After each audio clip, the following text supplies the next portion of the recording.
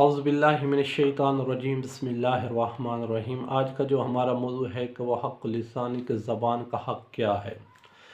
इमाम ज़ैनुल आबिदीन अलैहिस्सलातु वस्सलाम फरमाते हैं कि ज़बान का हक़ ये इसे अदब सिखाया जाए और ज़बान से हमेशा नेकी की जाए। अक्सर औक़ात हम जो ज़बान को इस्तेमाल करते हैं वो किसी को गाली देनी हो या किसी की ग़ीबत करनी हो, अगर कोई हमें को राज बता दे तो जब तक वो हम राज किसी को बताए नहीं हमें उस वक्त तक चैन नहीं आता।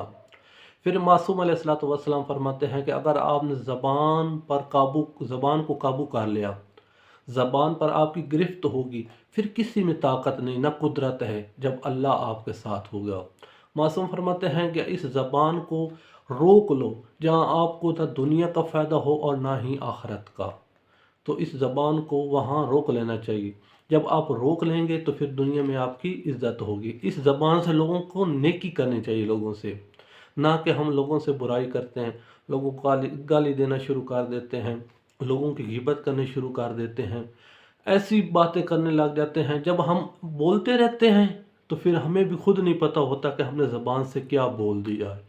जब हम खामोश रहेंगे, क्योंकि खामोशी इबादत है, तो जब हम खामोश रहेंगे तो फिर हमें पता चलेगा कि इस ज़बान की वजह से हमारे कितने गुनाहों से हम बच गए हैं। क़यामत वाले दिन ऐसे भी लोग होंगे जो अपनी ज़बान की वजह से जहन्नम में जाएंगे। तो अल्लाह हमें इस ज़बान को काबू करने और इससे नेकी करने की तौफ़ीक़ अता फ़रमाए। वस्सलामु अलैकुम वरहमतुल्लाहि।